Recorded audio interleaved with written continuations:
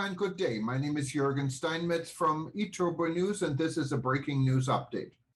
For more news updates and shows, please go to youtube.com/travel news group.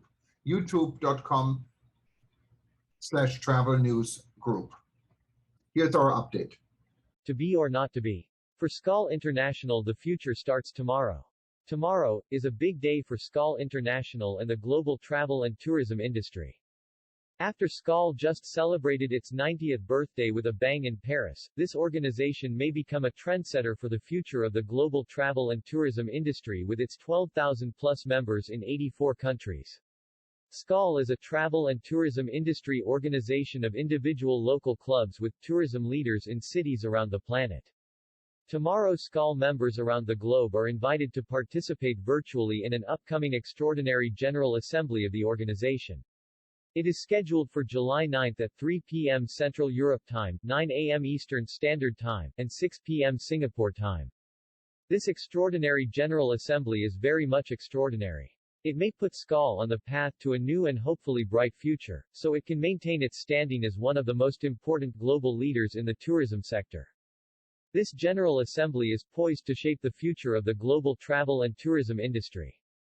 The agenda is complex, and for some confusing. The intentions are good, and the excitement to witness an adjustment and some say turnaround of this organization is great. Unfortunately, the controversy for a yes and a no camp may derail the good work done to get this extraordinary session off the ground. While there are no big changes in how individual and local SKAL clubs operate, proposed changes for SKAL International in its global structures are impressive. Proposed changes to SKAL statutes. Proposed changes to SKAL bylaws.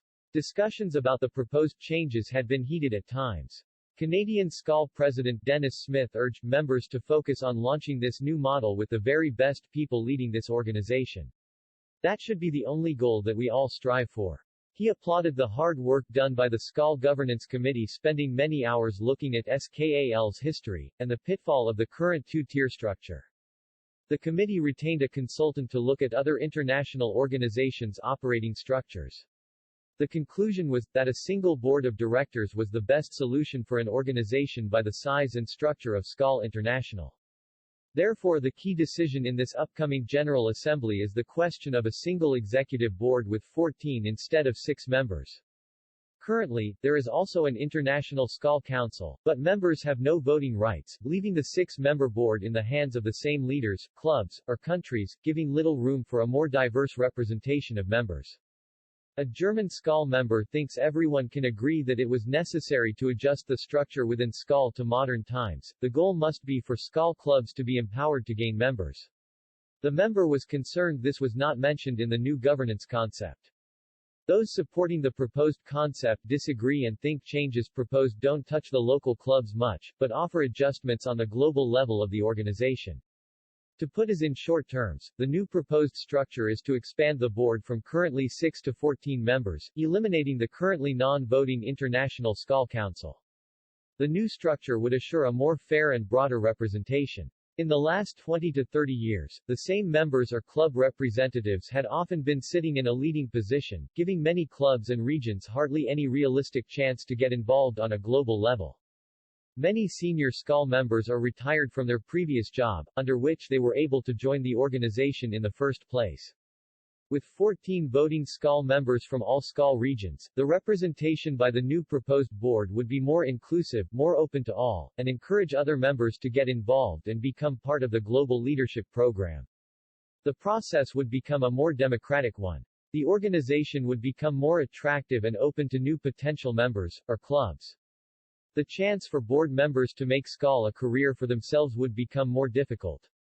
Attracting young people to SKAL is essential for the future.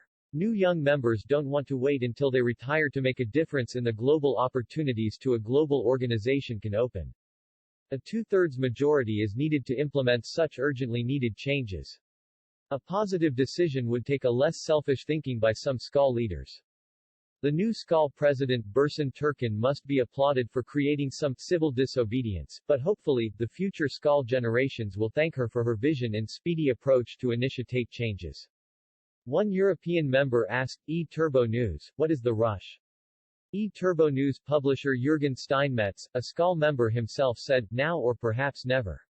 The time has come for SKAL to get to the next phase, so future SKAL generations can take a spacecraft to Paris and celebrate 200 years of SKAL in 2132. For all of us, SKAL is an organization with a soul, good old and new memories, and a lot of fun.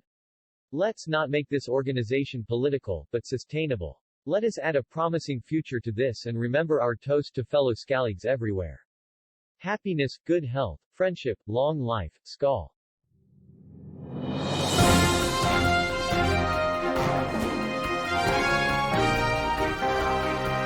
Thank you for listening to our news update. There's more on youtube.com/travel news group, or you can read us, of course, in going to our news portal at eTurboNews.com or travelnews.online.